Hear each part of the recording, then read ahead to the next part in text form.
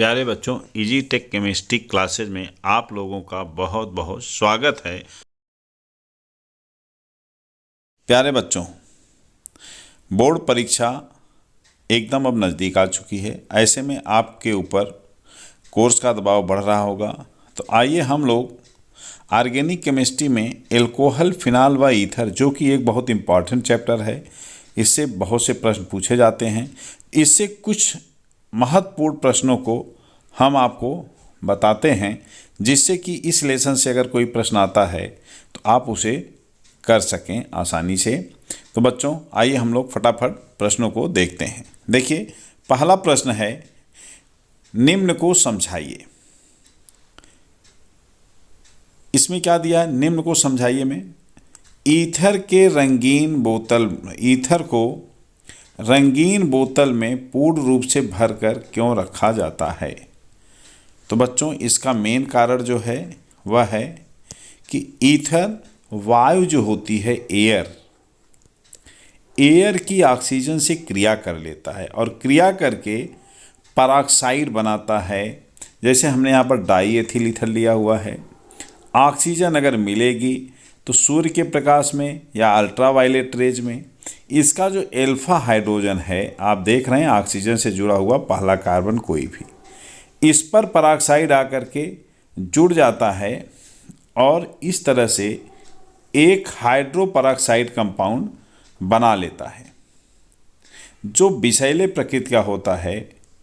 इसीलिए इसको हम बोतल में पूर्ण रूप से भर देते हैं, जिससे कि उसमें हवा न रह जाए, और रंगीन बोतल में इसलिए रखते हैं कि उसमें प्रकाश अंदर न जाने पाए, वो अवशोषित हो जाए। तो यही कारण है कि हम ईथर को रंगीन बोतल में भरकर रखते हैं। तो आप इस सब क्रिया को लिखेंगे और सीधे लिख देंगे कि पूरा भर देने से बोतल, उसमें हवा अनुपस्थित हो जाती है और रंगीन बोतल लेने पर सूर्य का प्रकाश उसमें नहीं जा पाता, जिसके कारण ये अपक्रिया नहीं होती और विषैला पेरोक्साइड नहीं बनने पाता और हमारा ईथर सुरक्षित रहता है। तो इस तरह से पहला क्वेश्चन आपका हो गया। आइए हम लोग देखते हैं द्वितीय प्रश्न को। दूसरा प्रश्न बच्चों देखिए क्या है। पूछा है कि एथेनॉल C2H5OH CH3OCH3 दोनों के अणुभार समान हैं, किंतु कमरे के ताप पर C2H5OH द्रव है, जबकि CH3OCH3 यानी ईथर क्या है? यह एक गैस है। अच्छा प्रश्न है बच्चों। आप देखिए, इसका उत्तर जब भी लिखिए तो पहले आपको क्या लिख देना है? पहले आपको ये लिखना है कि समान ताप पर किसी भी पदार्थ का जो अवस्था होती है वह निर्भर करती है उनके अंतर अणुक बल पर। किस पर निर्भर करती बच्चों? अंतर अणुक बल पर निर्भर करती है। चूंकि एथेनॉल C2H5OH के अणुओं में हाइड्रोजन बांड बनता है। क्यों हाइड्रोजन बांड बनता है? क्योंकि इसमें OH बांड पाया जाता है, इसलिए इसके अणु आसपास ज़्यादा होते हैं, अंतर अणुक बल इसमें अधिक होता है, इसलिए ये द्रव अवस्था में होता है। ईथर में CH3OCH3 में अंतर अणुक बल नहीं बन पाता, जिसके कारण ये गैसीय होता है। इसके अणुओं के बीच अंतर अणुक बल कम होता है। अगला प्रश्न क्या है देखिए, एल्कोहलों का अणुभार बढ़ने पर जल में इनकी विलेयता घटती है, क्यों? तो बच्चों, इसका कारण देखिए क्या है। फिर से एल्कोहल ROH हैं, ये जल के साथ, जैसे जल हम ले लें अगर HOH, इसके साथ ही क्या करते हैं? हाइड्रोजन बॉन्डिंग बनाते हैं, और इसी हाइड्रोजन बॉन्डिंग के नाते ये जल में विलेय होते हैं। अब प्रश्न यह उठता है, यह हाइड्रोजन बॉन्ड आखिर क्यों बनता है? क्योंकि वाटर में भी HO बॉन्ड है और इसमें भी HO बॉन्ड पाया जाता है, जैसा कि ऊपर वाले प्रश्न में आपने देखा। अगला पॉइंट है बच्चों, अणुभार बढ़ने पर इनका जल में विलेयता क्यों घट जाती है? तो आप देखिए, ROH का OH वाला हिस्सा हाइड्रोफिलिक होता है, यानी जल में विलेय होता है। R जल में विलेय नहीं होता है। अणुभार बढ़ने पर R बढ़ता है। R बढ़ने का मतलब ये होता है कि इसकी जल में विलेयता घटती जाएगी। तो हमें कह सकते हैं कि जैसे जैसे अणुभार बढ़ता है एल्काइल ग्रुप का आकार बढ़ता है।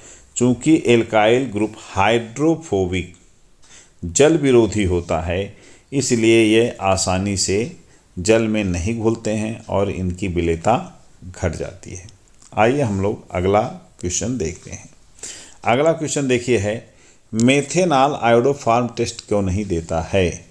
तो आप जानते हैं कि आयोडोफॉर्म टेस्ट कौन देता है? जिसमें CH3CHOH ग्रुप हो। अगर एल्कोहल है तो ये ग्रुप उसमें होना जरूरी है। लेकिन मेथेनॉल में क्या है बेटा? CH3OH ग्रुप होता है। यहाँ पर एसिटाइल ग्रुप नहीं बनेगा। चूँकि ये एसिटाइल ग्रुप मेथेनॉल नहीं दे सकता है, इसलिए आयोडोफॉर्म टेस्ट नहीं देता है, जबकि एथेनॉल आयोडोफॉर्म टेस्ट देता है। तो जब भी आपको आयोडोफॉर्म टेस्ट पूछा जाता है तो आप इसको आसानी से बता सकते हैं। बच्चों, आपको पिछले वीडियो जो हमने अपलोड किया था हैलोफॉर्म रिएक्शन से रिलेटेड, उसे आप देख लीजिए। ये क्वेश्चन आपको और भी क्लियर होगा। तो हमें उम्मीद है कि आप लोग उस वीडियो को ज़रूर देखेंगे अगर नहीं देख पाए हैं। आइए अगला क्वेश्चन देखते हैं हम लोग। अगला क्वेश्चन बेटा थोड़ा सा बड़ा है। फिनाल में अम्लीय गुण क्यों होता है? और फिनाल के रीमर टीमैन अपक्रिया और युग्मन अपक्रिया के विषय में आपसे प्रश्न पूछा गया है। तो देखिए, फिनाल का जब अम्लीय गुण आप लिखेंगे तो बहुत स्पष्ट रूप से आपको लिखना है, बहुत शॉर्ट में लिखना है। आप फिनाल बनाइए। फिनाल बनाने के बाद इसको क्या करिए? आयोनाइज कर दीजिए। देखिए ये बन गया फिनॉक्साइड आयन और H+ आयन OH बांड टूटने से टूट गया। बच्चों, फिनाल में अगर हम देखें, ये क्या है? This is the final. यहाँ पर OH बांड है। यही OH बांड ध्रुवीय होता है, जैसा कि आप यहाँ पर देख रहे हैं। O की ऋण विद्युता अधिक है, H पर प्लस चार्ज आ जाता है और ऊपर ऋण आवेश आ जाता है। और इस ध्रुवीय गुण के कारण ये वियोजित होता है, O- देता है और H+ आयन देता है। और यहाँ पर जो फिनॉक्साइड आयन ये बन रहा है, इस आयन का नाम क्या है? Phenoxide ion. यह फिनॉक्साइड आयन अस्थायी होता है और इस अस्थायित्व के कारण ये H+ आसानी से दे देता है। यही कारण है कि फिनाल अम्लीय होता है। तो आप इसके दो कारण लिखेंगे। पहला, फिनाल का OH बांड ध्रुवीय होता है। दूसरा, फिनाल का फिनॉक्साइड आयन अपेक्षाकृत अनुनाद द्वारा अस्थायी होता है। अब बच्चों, अगर क्वेश्चन ज़्यादा डिटेल है, आप इस पर और कुछ लिखना चाहते हैं क्यों ये ध्रुवीय होता है, तो उसका कारण भी आप स्पष्ट कर सकते हैं कि ये क्यों होता है। आप फिनाल का स्ट्रक्चर इस तरह से बना दीजिए और देखिए फिनाल के O से जुड़ा हुआ जो ये वाला कार्बन है रिंग का, ये sp2 कार्बन है। sp2 कार्बन बच्चों sp3 से ज़्यादा ऋण विद्युतीय होता है। अतः यह ऑक्सीजन को अपनी तरफ क्या करता है? अट्रैक्ट कर लेता है और इस बॉन्ड की ध्रुवता को बढ़ा देता है। तो आपको यही लिखना है कि फिनाल का sp2 कार्बन OH बॉन्ड की ध्रुवता को बढ़ा देता है। दूसरा आप पोर्शन क्या दिखा सकते हैं? अनुनाद। अनुनाद कैसे दिखाया जाता है आप अच्छी तरह जानते हैं। जैसे ये देखिए फिनॉक्साइड आयन है, इसका ऋण आवेश क्या करता है? यहाँ पर आ जाता है और एक डबल बॉन्ड बना लिया है और ये ऋण आवेश फिर इस रिंग में क्या करता है? धीरे धीरे मूव करता है डिफरेंट पोजीशंस पर। तो आप एक रेजोनेंस हाइब्रिड इस तरह से बना सकते हैं। इसका रीमर टीमैन अपक्रिया क्या है और युग्मन अपक्रिया क्या है? तो रीमर टीमैन अपक्रिया जैसा कि आप लोग अलग से भी पढ़े हैं, आपको बताया गया है और नेम रिएक्शन फिर से एक बार डिटेल बता भी दिया जाएगा बच्चों। तो OH जो फिनाल होता है, इसका अर्थो और पैरा पोजीशन काफ़ी रिएक्टिव होता है। क्लोरोफॉर्म और KOH या NaOH के प्रेजेंस में ये रिएक्ट करता है और एक एल्डिहाइड बना लेता है, जिसे क्या कहते हैं? हम सैलिसल डिहाइड कहते हैं। तो आपको सीधे सीधे ये रिएक्शन लिख देना है। इस रिएक्शन का बच्चों आप चाहें तो क्रिया विधि के आधार पे इसको आप दिखा सकते हैं। देखिए क्रिया विधि के आधार पे जब भी आप इसको दिखाएंगे तो यहाँ ये पहले आप बना लेंगे फिनाल, और आप जानते हैं फिनाइल का जैसे ये H है, प्लस CH Cl3 को आप ऐसे लिखिए ClCH Cl2। यहाँ से बच्चों HCl निकल जाएगा। तो पहले स्टेप में क्या हो जाएगा, देखिए ये हो जाएगा फिनाल, ये हुआ, और यहाँ पर ये बन गया देखिए CHCl2। अब इस Cl2 को NaOH का OH माइनस रिप्लेस कर देगा, तो ये देखिए बन जाएगा, यहाँ हो गया OH, यहाँ हो गया CH पर एक OH ऊपर, दोनों Cl रिप्लेस हो जाएंगे और एक OH नीचे आ गया। अब आप जानते हैं कि दो OH एक ही कार्बन पे नहीं रहेंगे, तो यहाँ से एक H2O निकल जाएगा और ये किस में कन्वर्ट हो जाएगा, सैलिसल्डिहाइड में। तो इस तरह से ये रिएक्शन होता है। तो आप इसको स्टेप बाय स्टेप भी दिखा सकते हैं या सीधे लिख करके दिखा सकते हैं। आइए हम लोग देखते हैं फिनाल की युग्मन अपक्रिया। युग्मन अपक्रिया क्या है बच्चों, देखिए फिनाल जब बेंजीन डाइजोनियम क्लोराइड के साथ किसी एल्कली यानी क्षार के साथ क्रिया करता है, तो क्षार की उपस्थिति में, जैसे मान लिया NaOH हमने ले लिया है, इसको हीट कर दिया जाए तो यह बच्चों बेंजीन डाइजोनियम क्लोराइड, और यह फिनाल, फिनाल का H और बेंजीन डाइजोनियम का क्लोराइड Cl, ये रिएक्ट कर जाते हैं। ध्यान ये देना है कि फिनाल का जनरली पैरा हाइड्रोजन इस अपक्रिया में पार्टिसिपेट करता है, क्योंकि अर्थो हाइड्रोजन इसमें भाग लेगा तो इसका आकार बड़ा है, स्टेरिक हिंड्रेंस ज़्यादा हो जाएगा, इसी कारण इसका पैरा पोर्शन ही पैरा हाइड्रोजन रिएक्ट करता है। आप ये Cl निकाल दीजिए, यहाँ पर इस तरह से N और फिनाल सीधे सीधे जुड़ जाएंगे और पैरा हाइड्रोक्सी एजोबेंजीन हमें प्राप्त होता है। इस अपक्रिया को इस रूप में आप दिखा सकते हैं, बहुत बार पूछा गया है, इसे आप लोग कायदे से याद कर लें। अगला प्रश्न देखिए बच्चों क्या है, ग्रिग्नार्ड अभिकर्मक से तृतीयक एल्कोहल कैसे प्राप्त करोगे। तो आप एक चीज़ जान लीजिए कि ग्रिग्नार्ड अभिकर्मक क्या होता है, RMgX। ये जब HCHO से रिएक्ट करता है फॉर्मल्डिहाइड से, तो फर्स्ट डिग्री एल्कोहल देता है। क्या देता है, फर्स्ट डिग्री एल्कोहल। दूसरा, अगर यह क्रिया करता है RCHO से अदर किसी एल्डिहाइड से, तो यह 2 डिग्री एल्कोहल देता है। और बच्चों जब ये किसी कीटोन से क्रिया करता है, RC⋯OR कीटोन से क्रिया करता है, तो 3 डिग्री एल्कोहल देता है। अब आप देखिए, आपसे पूछा क्या गया है, तृतीयक एल्कोहल कब बनेगा। इसका मतलब आप एक कोई कीटोन ले लीजिए और इसका ग्रिग्नार्ड अभिकर्मक RMgX से रिएक्शन करवा दीजिए। तो आइए हम लोग इसको एसीटोन से करवा लेते हैं, क्योंकि बहुत बार एसीटोन के नाम से ही रिएक्शन पूछा जाता है। तो देखिए जैसे है CH3C⋯O CH3, यह है बच्चों एसीटोन। इसकी क्रिया जब हम RMgX से करेंगे तो R पर माइनस चार्ज होता है, Mg पर प्लस। CO बांड में आप जानते हैं पोलराइजेशन क्या होता है, C पर प्लस, O पर माइनस। तो ऐसे में जब योगात्मक अपक्रिया होगी तो R कहाँ जाएगा, माइनस चार्ज है तो ये C पर चला जाएगा, और Mg कहाँ जाएगा, O पर। कंपाउंड क्या बन जाएगा, देखिए CH3CCH3। अब यहाँ पर क्या जोड़ देंगे हम, R। O पर क्या जोड़ेंगे, MgX। और जब इसका जल अपघटन आप करेंगे ZnH2O के प्रेजेंस में, तो देखिए क्या बन जाएगा, CH3C CH3R।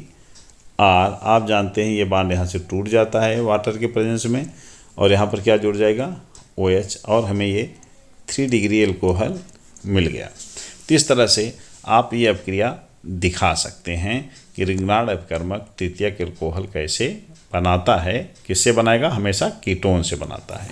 ये क्वेश्चन कई बार बेटा 2017 में पूछा गया, 2018 में देखिए पूछा गया है, 2022 में भी पूछा गया है। इस क्रिया को आप जरूर याद रख लें। अगला क्वेश्चन देखिए, कुछ और इम्पॉर्टेंट प्रश्न है बच्चों, जैसे कैसे प्राप्त करोगे फिनाल से बेंजीन। आइए इसको हम लोग देख लेते हैं। देखिए फिनाल से जब भी आपको बेंजीन प्राप्त करना है बच्चों, तो आप क्या करेंगे, हमें क्या करना है, ले लेना है फिनाल। देखिए ये है फिनाल OH, और फिनाल की क्रिया आप जिंक चूर्ण से कराइए। किससे करा दीजिए? जेडेन चूर्ण से। आप जानते हैं कि हाइड्रोजन ऑक्सीजन इसका निकल जाता है और ये बेंजीन बन जाता है, प्लस क्या यहाँ बन जाएगा? JDNO। इस सब क्रिया को आप याद रखें। दूसरा क्वेश्चन है, देखिए, मेथिल एल्कोहल से एथिलेमीन कैसे आप बनाएंगे? काफ़ी इंपॉर्टेंट प्रश्न है बच्चों, कई बार पूछा गया है, थोड़ा सा इसको हमें डिटेल में समझना भी है। तो आइए हम लोग देखते हैं ये चेंज हम कैसे कर सकते हैं। देखिए को बनाना क्या है, मेथिल एल्कोहल से एथिलेमीन यानी CH3OH से आपको CH3CH2NH2 बनाना है। तो बच्चों एक कार्बन बढ़ाना है। जब भी एक कार्बन बढ़ाना हो तो हमने आपको बताया है कि साइनाइड का यूज आप कर सकते हैं, पोटेशियम साइनाइड। लेकिन पोटेशियम साइनाइड हाइलाइड से हमेशा क्रिया करता है, ये पिछले लेक्चर में भी, पिछले वीडियो में भी आपको बताया गया है। तो इसका मतलब मेथेनॉल को आप क्या करेंगे, पहले मेथिल क्लोराइड में बदलेंगे। मेथिल क्लोराइड में आप कैसे बदलेंगे? इसका रिएक्शन या तो SOCl2 से कराइए, या तो सबसे अच्छा आप याद रखिए हमेशा PCl5। तो ये क्या बन गया, देखिए CH3Cl बन गया। अब इसको आप KCN से क्रिया करा दीजिए, तो क्या बन जाएगा बच्चों? CH3CN बन गया। CH3CN जो होता है ये वास्तव में है क्या? CH3C triple bond N। अगर इसका आप अपचयन करा दीजिए, देखिए 4 हाइड्रोजन यूज होंगे, और ये अपचयन किसके प्रेजेंस में होगा? आप सबसे बेस्ट रिएजेंट LiAlH4 लिख सकते हैं, या SnHCl लिख सकते हैं। तो किस में कन्वर्ट हो जाएगा? CH3CH2NH2 में। तो इस तरह से साइनाइड बनाकर उसको हम एमीन में कन्वर्ट कर सकते हैं। इस सब क्रिया को आप याद रखें, नोट कर लें। अगला क्वेश्चन चलिए देखते हैं क्या है कन्वर्जन। अगला कन्वर्जन है बच्चों, देखिए एथिल एल्कोहल से एथिलीन। ये आप जानते हैं कि जब भी एथिल एल्कोहल को एथिलीन में कन्वर्ट करना है तो आप इसको हीट कर देंगे एथिल एल्कोहल को, कितने पर? 433 केल्विन पर। तो इसका डिहाइड्रेशन हो जाता है और एथिलीन बन जाएगा। ये रिएक्शन आसान है, आप इसको ऐसे समझ सकते हैं, CH3CH2OH। बच्चों अगर इसको आप हीट करें और टेम्परेचर कितना रखें? 433 से 443 तक केल्विन, 443 केल्विन के बीच का टेम्परेचर अगर है तो ये क्या करेगा? ये कन्वर्ट हो जाएगा CH2 डबल बॉन्ड CH2 में, यानी एथिलीन हमें प्राप्त हो जाएगी। तो ये आसान सा क्वेश्चन है, इसमें आपको कोई दिक्कत नहीं होनी चाहिए। अगला क्वेश्चन देखिए क्या है। अगला क्वेश्चन है मेथिल एल्कोहल से एस्टिक अम्ल। बच्चों अभी जैसे हमने मेथिल एल्कोहल से एथिलेमीन बताया था, सेम वही रिएक्शन थोड़ा सा मॉडिफाई करके आप मेथिल एल्कोहल से एस्टिक अम्ल बना सकते हैं। कैसे बनाएंगे आइए हम लोग देखते हैं। देखिए आप क्या करेंगे, मेथिल एल्कोहल लेंगे, चूंकि कार्बन बढ़ाना है हमें, इसे क्या बनाना है आपको? एस्टिक अम्ल। एस्टिक अम्ल क्या होता है? CH3COOH। तो आप देख रहे हैं कि एक कार्बन बढ़ा, इसका मतलब साइनाइड के पास हमें पहुंच जाना चाहिए।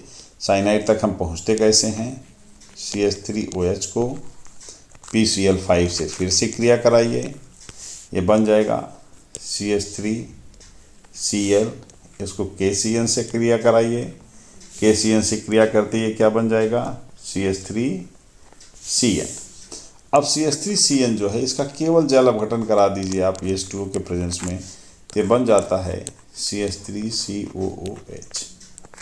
यानी अगर आप अपचयन करा देते LiAlH4 से तो एमीन बन जाता, और जल से अपघटन करा दिए तो एस्टिक अम्ल बन गया। तो ये भी वही आप क्रिया है, केवल थोड़ा सा मॉडिफिकेशन है, आप याद रखें, आप इसको आसानी से कर सकते हैं। आइए हम लोग कुछ और रिएक्शंस देखते हैं बच्चों फटाफट। अगला है एथिल एल्कोहल से एथिलेमीन कैसे आप बनाएंगे।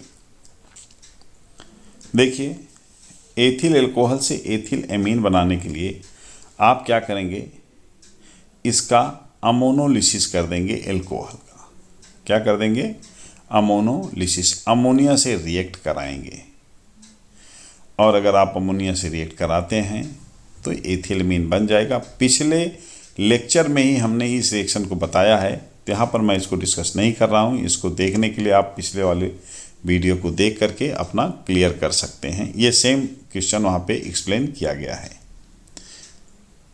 जहाँ पर हमने एमीन की कुछ प्रॉपर्टीज बताई थी। आइए अब हम लोग देखते हैं अगला क्वेश्चन क्या है। ये मेथेनॉल से एथेनॉल।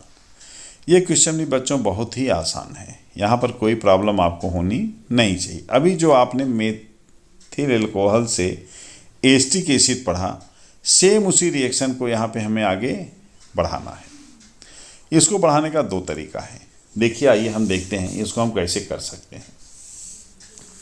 देखिए, आपको बनाना क्या है, आपको बनाना है CH3OH से CH3CH2OH।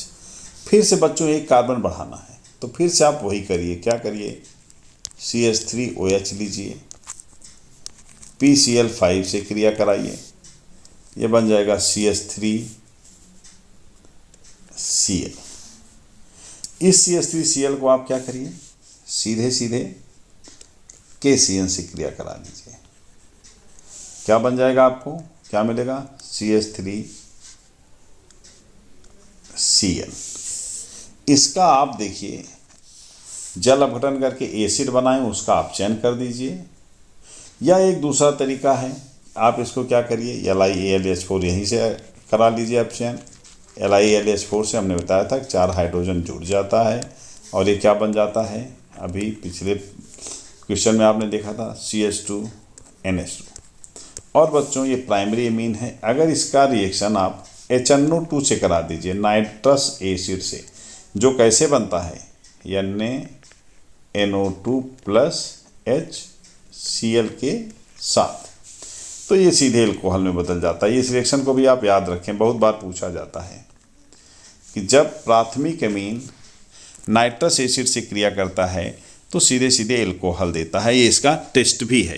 तो बच्चों, आपने देख लिया कि किस तरह से हम इसको कन्वर्ट कर सकते हैं। आइए कुछ और क्वेश्चन हम लोग बच्चों देखते हैं। देखिए, अगला क्वेश्चन क्या है, यह है मेथेनॉल से एथेनॉल। ये तो हो ही गया आपका। ग्रिग्नार्ड अपकर्मक से एथिल एल्कोहल। क्या है? ग्रिग्नार्ड अपकर्मक से एथिल एल्कोहल आप कैसे बनाएंगे? ये अभी हमने आपको बताया था, किसी भी ग्रिग्नार्ड अपकर्मक का यूज करके जब भी किसी भी एल्कोहल को बनाना होता है तो हम ये देखते हैं कि किसका हम प्रयोग करें। तो हमने आपको बताया था कि एथिल एल्कोहल, देखिए बच्चों क्या है, CH3CH2OH, ये प्राइमरी फर्स्ट डिग्री है।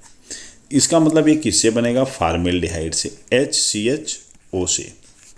अब यह CHO से अगर बन रहा है, इसमें क्या जोड़ना पड़ेगा?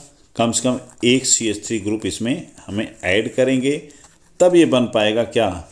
CH3CH2OH। इसका मतलब कि HCHO को अगर हम CH3MgBr से क्रिया करा दें तो ये हमें एथेनॉल मिल जाएगा। तो देखिए, इस तरह से आप इस रिएक्शन को फाइनली दिखा सकते हैं। कैसे?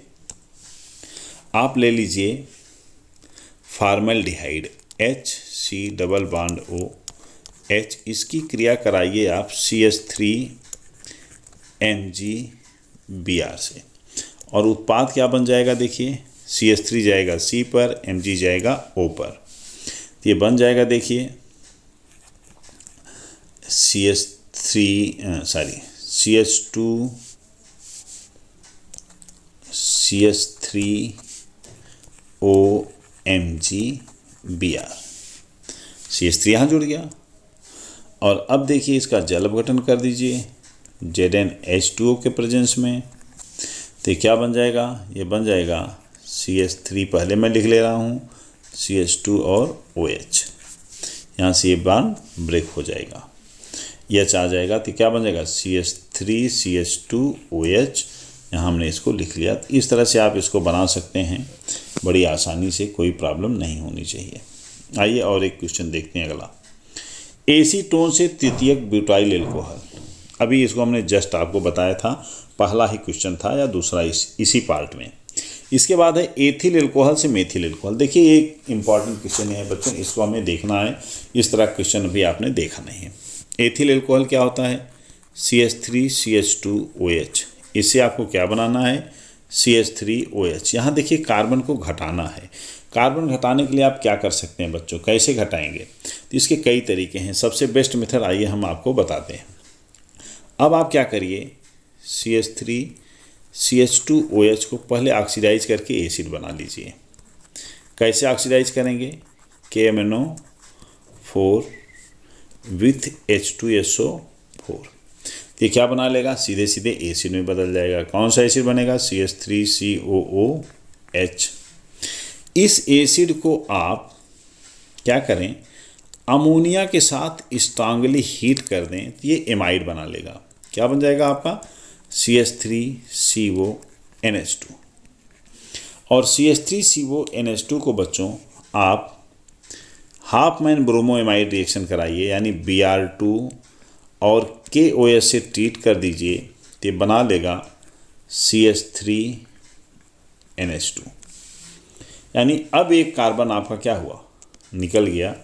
CH3NH2 को आप क्या करिए, थोड़ा सा स्पेस कम है तो यहाँ हम दिखा दे रहे हैं। देखिए HNO2 से, अभी जैसे कि मैंने फर्स्ट इसके पहले वाले क्वेश्चन बनाया था, इसी रिएक्शन करा दीजिए। ये क्या बना लेगा? CH3OH।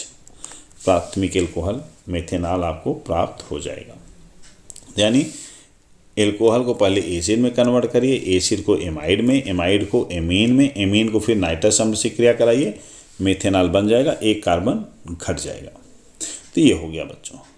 अब इसके बाद देखिए है लास्ट क्वेश्चन इसका, फिनाल से पिक्रिक अम्ल। तो आप जानते हैं फिनाल में OH ग्रुप है बच्चों। अगर इसको हम कांग HNO3 से रिएक्शन करा दें तो ये चूंकि बहुत ही रिएक्टिव होता है, इसके अर्थो पैरा जितने पोजीशन हैं सब पर क्या होगा, नाइट्रो ग्रुप रिप्लेस इसको कर देता है। यहाँ पर OH है ही है, यहाँ पर हो जाएगा NO2, यहाँ पर हो जाएगा NO2 और यहाँ पर भी क्या हो जाएगा NO2। और इसी को हम क्या कहते हैं, ट्राई नाइट्रोफिनाल कह सकते हैं आप, या इसी को हम पिक्रिक एसिड कहते हैं। तो बहुत ही फेमस रिएक्शन है फिनाल का, इसे आप जानते हैं। तो इस तरह से बच्चों हमने आपको कुछ इम्पॉर्टेंट रिएक्शंस बता दिए। इसी कड़ी में कुछ और रिएक्शंस कल आपको बताएंगे, जिसमें कुछ एल्कोहल के क्वेश्चन होंगे, बाकी आपको एल्डिहाइड, कीटोन और कार्बोक्सिलिक एसिड को हम कवर कर लेंगे, जिससे कि जल्द से जल्द हम ऑर्गेनिक केमिस्ट्री को ख़त्म करके फिजिकल केमिस्ट्री आपको एक्सप्लेन कर सकें। चलो बच्चों, आज के लिए इतना ही। Thank you.